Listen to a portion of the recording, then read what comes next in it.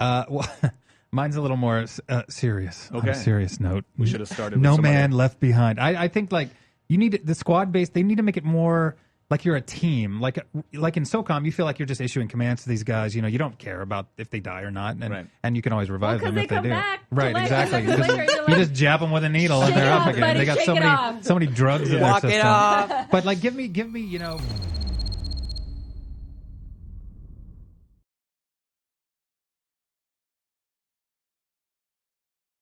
Let's move on to the game of the week. SOCOM 4. Now, full disclosure, I only had about an hour and a half with it yesterday because some of you were playing our copies over the weekend. But I actually went into it not very enthusiastic about playing kind of another military shooter. I got to say, though, I was pleasantly surprised. surprisingly fun, right? Surprisingly fun. And again, I don't know if the things that, I enjoyed would potentially get old over time. But I'll say a couple things right off the bat. It's a gorgeous game. It looks great. It's a beautiful game. The AI on your team is really, really smart, and you can appreciate how smart it is if you play another squad-based shooter where you're ordering your troops around and they don't do what you want them to do.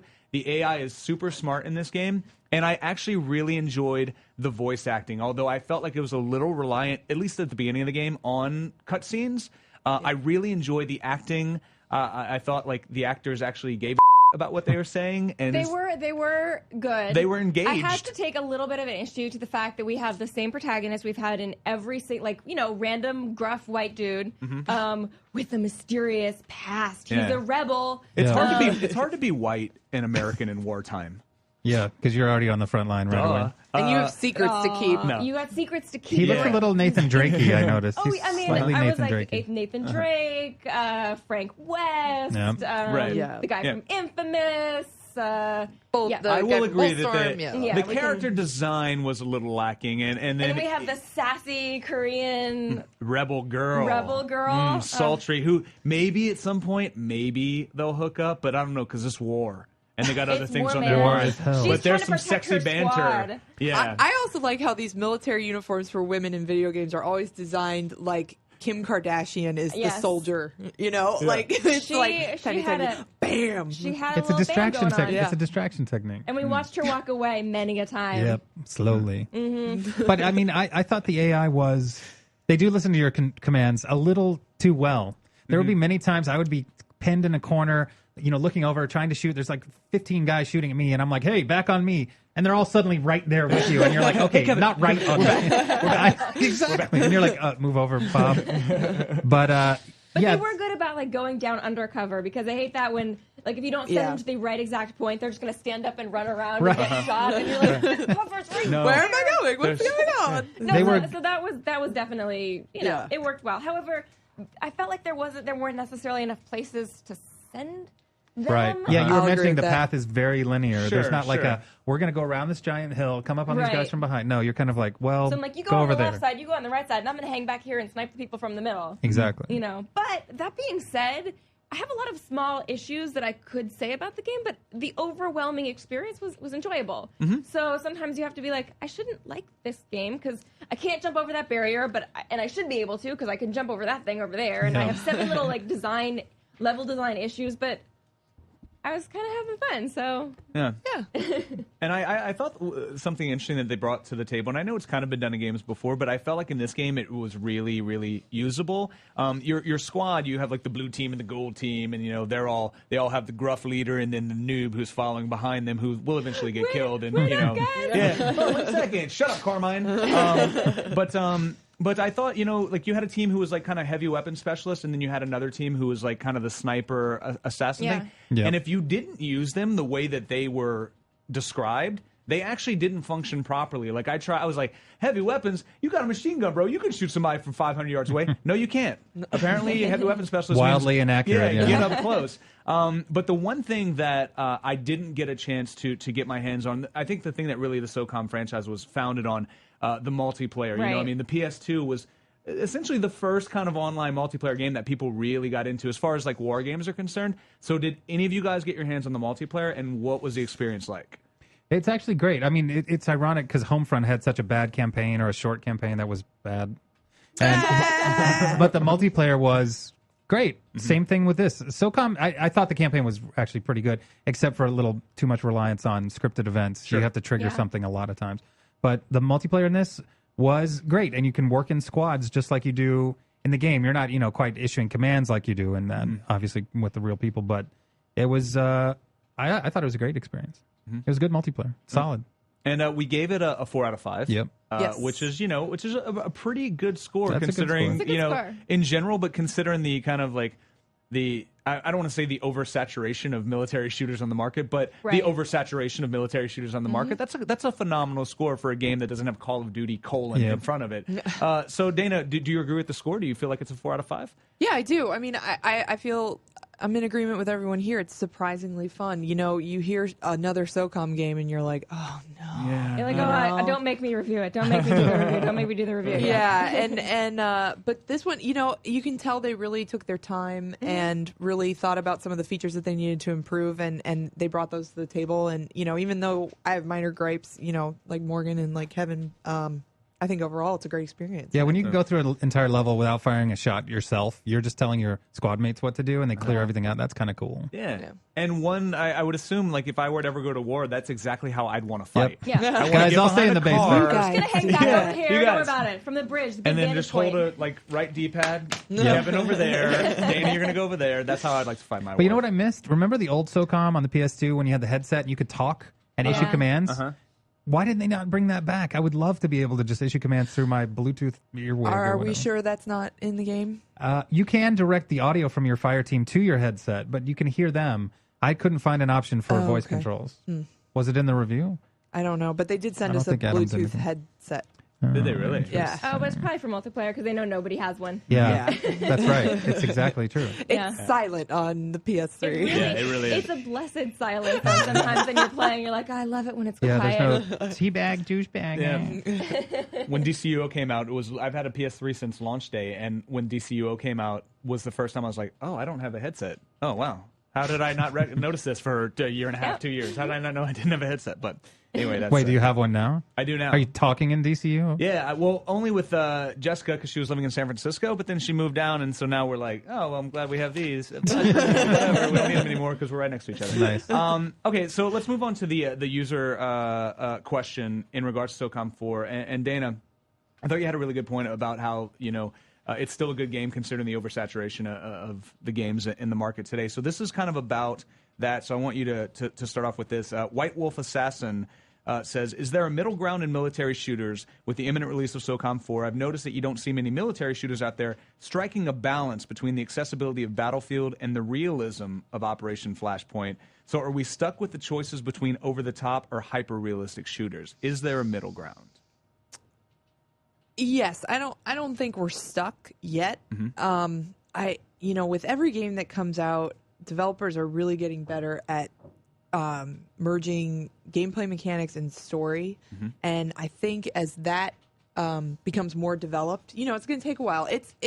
I think people forget, even though video games have been around a while, their history is rather short. Sure. And so people are still finding their way. And I think that, leaps and bounds have been made and they will continue to be made.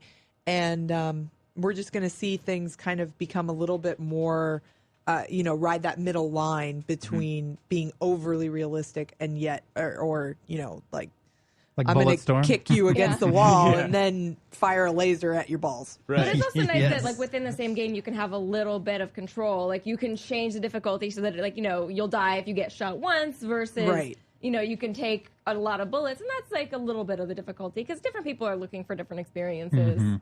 Yeah, it's so true. Do you think that the marketing or the development of these games is based a lot on kind of the video games are escapism, right? And although they're becoming more and more real, and they are in a lot of ways, they're as real as some of the things you would actually do in real life, like Nintendogs. I have a dog. I play Nintendogs. You're right. That's how much work a dog requires.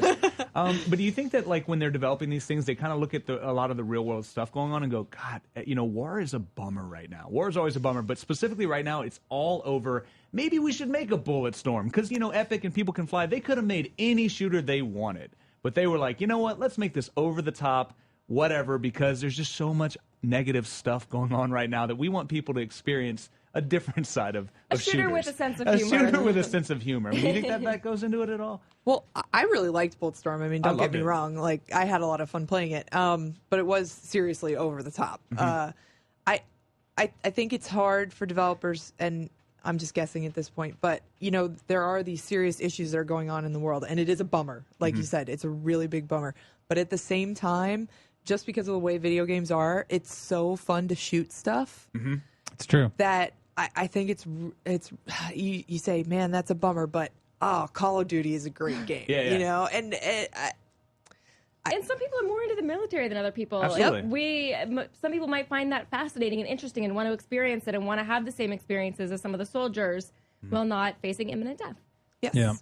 We work with a group of guys called Off Duty Gamers. It's real military guys who break down video games. They've been looking at all the Battlefield 3 videos and breaking them down in like intricate detail. And it's pretty amazing to look at it from their perspective and read like, that's not how you would put the ring, or you wouldn't put a grenade right here. It'd be down here, you know, and stuff like that. I'm like, wow, that's amazing. For me, I'm like, I just want to shoot stuff. I want to blow up that car. I want to see if it'll explode when I shoot it, though. When do I get the gun that allows me to shoot a shark that tunnels under the ground and comes up and bites a guy in the balls? Isn't that in Gears 3? Well, they have that burrowing weapon. Oh, it shoots like a grenade that pops What was up. that game? It was LucasArts. No, there was It a had game the that shark shot. gun. It was called Armed and Dangerous. Whoa. Yeah. Nice retro reference. Thank you. Long distance high five. I don't want to touch any of this stuff because E will get pissed. Brian Seacrest will hunt you down. Yes, he will. Our Kardashian. Call back to what you said. And then quickly, before we move on to the questions of the week, and we'll only have time for a few, but quickly, a round robin, just quickly your point. What should games add to make squad-based play more squad-based? Kevin?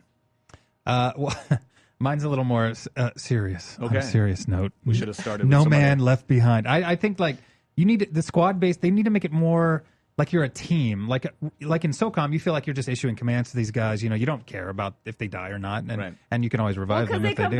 Right, exactly. You You just jab them with a needle and they're up again. buddy, They got so many drugs in their Walk system. it off. But like, give me, you know, if you leave a guy back and penalize me, or you know, move to a cutscene where it's like the guy walking up to the house with the letter and the wife crumbling to the ground. They're like, "Oh, we're sorry, but She's Captain Johnson screaming and left him crying." behind." Yeah, exactly. Make and me there's feel like about a it. quick time event where you're folding the American flag Right. to give to them. That is Oh, just you messed it really- up. You dropped it on the ground. You got to burn it now. Yeah, exactly. Oh. Make you care about the characters that you're gonna want to make sure that you don't send, you know, Ensign Pete into imminent danger and get burned and everything. Poor Ensign Pete. Ensign Carmine. It's not going to end well. That is just really depressing. I'm sorry to bring everyone down. Well, from Kevin's depressing Let's suggestion, move on to something happy. mine's a little bit more comical. I think you should have to watch Band of Brothers in the Pacific before you play them, because man. I love how you just said that's comical. It's Well, like it's not- award-winning, okay, wait. depressing miniseries. I didn't mean About things that happen for real. comical was the wrong word. right. I meant less serious to the topic and All hand. right. Anyway, they're great. If you haven't seen them, you have to watch I agree. them. That would was be my cool. point. It's like you can't play the game until it's like, nope, you still got 12 hours to go, buddy. You well, got because to watch it. they really do a great job of illustrating what actually happens when you're Teamwork, in relying war. on good and bad, having superiors that won't listen to you or doing the wrong things, and it's life or death. So I think It's true. required watching. Harvey, Bob, if you're paying attention, these are the types of games we want to see made based on movie properties or TV properties. Why don't I actually have something that's completely ridiculous? Why don't we just go this way and then go to Morgan in case Morgan got something? I think that in the game, your avatar should be chained to your squad with the little Sesame Street child leashes that moms use to drag kids around the mall. That's it. Morgan, what about you?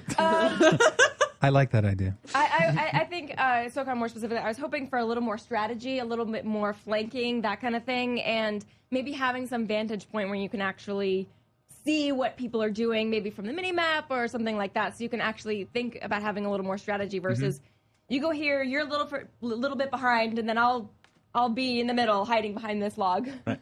Somebody loves RTSs. Well, I was Her name I is kind of Morgan do want to Webb. make a lot of games RTSs. I was playing Supreme Commander 2 for the first time this weekend. Oh, great game, And right? you can, it's great because you can be zoomed in on the action and you see the units, but then you pull back to like a maxi map, for lack of a better I can't word, tell and you you can how see many everything. times I'm trying to zoom out on StarCraft. I'm like, zooming out. Yeah, it doesn't go out because Supreme Commander has spoiled you for that. But it's a great way to look the at little it. icons and everything from way above. Oh, And you can tell what's fantastic. going on, Yes. who's attacking. It's really cool. The mini-map in SOCOM 4 is a little lacking. Yeah. Very much so. And they established that you have a mini-map in the first 3 minutes of the game, so you're like, oh, this is going to be a big part of the game, and then you never use Yeah, it. You never use it. Ever, Because ever you look again. at it and you're like, that doesn't actually relate very closely to what I'm Sure. seeing right here. Sure. It says village right here. I'm like, well, I know I'm in a village. I got that. But sometimes you just need to be aware People are that shooting at me 40 from clicks houses. off are trees. No, They it's just good want you know. to know that there's things that exist outside of where you're. Okay, moving on to the questions of the week, which should be named opinions of the week, because I'm sure there's a question in some of these, but paragraphs, people. Wow. Paragraphs of things that you write. You want him to be like, what's your favorite color? Yes. Yeah. So, unfortunately, we've got Blue. 3 here, but with time and the fact that they're super long, we're only going to be able to use one. This is my favorite one from Kiss the Blood BD. I don't know. Sure. I'm not sure what the BD is. Yeah, I'm sure I want to know. It says, I recently finished Red Dead Redemption. I absolutely love the game, but I'll probably never play it through again. But a game like Mass Effect 2, which I love equally, I've already played through 3 times. Replayability is almost always addressed when critiquing games, but does a great game have to be one you want to play over and over? Or is there something beautiful about a game that you can play once and feel satisfied with it? I got to say, I think that's a phenomenal question. I think that is, it brings to light a lot of what people like us who play a lot of games for a living, or on the other side of things, people that pay $65, $70 for a game. One of the things they always address is replayability. Personally, I put 50-something, 60 hours into Red Dead Redemption. I loved it. I never want to play it again, and that is not a bad thing. No, I mean, had I a think great time with it, and I'm good with that. We're looking at basically 2 different types of games, and I think that they're both great. Red Dead Redemption, which is taking you on one storyline, versus Mass Effect, which is offering multiple storylines and different events that will happen whether or not you trigger a certain, you're good or evil or whatever. So I think that they're both good, and I don't want to disparage Red Dead Redemption for taking you through a specific story. I think that's a great thing. Right. But, you don't want to watch every movie over again. Sure. Like, The Matrix could have ended with Matrix 1. We didn't need Reloaded or Revisited. In my head, it does. Really? Yeah. In your head. In my head, it does. Not in reality. Not in reality. The movies Note to self. prove that out. Yeah. And I agree with you. I think that, there's a lot of experiences that can only need to be played once. I think probably a lot of people focus on, and we're very fortunate to be able to play a lot of things that we don't have to pay for. We may have to wait a little bit longer because we've only got 1 or 2 copies lying around the office, but I think what it boils down to, the general consumer, is like, I'm paying a decent amount of money for games, although we have established both on the website and on XPlay that games actually were more expensive back in the day than they are Right. now. But, a lot of people, I think, are like, I'm spending a lot of money on this game. I need to be able to play this for the rest of my life. But people, you're not going to like strawberry yogurt 5 years from now if you eat it every day. Your taste changed and things change. So, personally, again, I think that we are talking about 2 types of gamers. But, Dana, what do you think about that? What kind of game would you rather have? An amazing single-play-only experience, or a game that's fairly average, but you can go a bunch of different ways and maybe play it longer? Well, I mean, for me personally, I thought Red Dead Redemption was incredible, and I didn't think it should be any different. I appreciate the way that Mass Effect is. It's not my kind of game. I mean, I played it and I liked it, but it's not something that I really got into. But I know those people who get really excited about it, and that's awesome because they like exploring all of the different possibilities. But for me, I'm a story person, so Red Dead Redemption was like it. Right. It was like the greatest thing that I'd ever played because the story was just so well told, and I didn't feel like I needed, an alternate explanation for anything. And I think that was the way that it was designed to be. And I bought it. I paid money for that game, and I don't think I would have wanted it any differently. They tend not to send out copies. Yeah. We it's all really funny. ponied up for that The one. ones that take more than 8 hours to play, we usually all end up going out and buying ourselves for some reason. But I guess I would rather have a really immersive, 50 or 60 hour experience than maybe buy a game like, say, Homefront, where I played through the single player campaign and, it was only 3 or 4 hours. And yeah, the multiplayer is good, but in my mind, it just doesn't compete with something like Red Dead Redemption. So, well, for me, it's like Mass Effect 2 offers this giant experience, 60 hours plus, but I get fatigued from that after a while. I'm like, I don't want to. I know I'm going to have to do this, and I got to go explore some more planets and mine for elements. So I'm kind of tired of that. I want to jump into something else that's short and easy. And I remember back, another part of it is kind of game fatigue in general. Like, there's so many games out nowadays. I remember when I was back in college and like Riven came out, and I bought Riven, and I'm like, this is an amazing game, and I played it many times, even though the ending is always the same. and there's only one way to get there. You solve puzzles and get there. But I played it over and over because I was like, this is beautiful, this is gorgeous. But it meant I didn't have 4 other games on the shelf I could choose from. It was like, well, it's pretty much this game right now. Sure. Now there's games everywhere, and it's like my nightstand has like 10 books on it because I'm like, I like all these books. I'm going to read all these books. But I'm not reading one through at a time. I'm kind of jumping from book to book. Same with games. I'll be like, tonight I'm going to try a little Undead Nightmare. I'm going to rekindle my Red Dead experience. No, tonight I'm going to play Crisis 2 because I'm loving that. It's a crazy time for games, and it's only going to get worse, I think.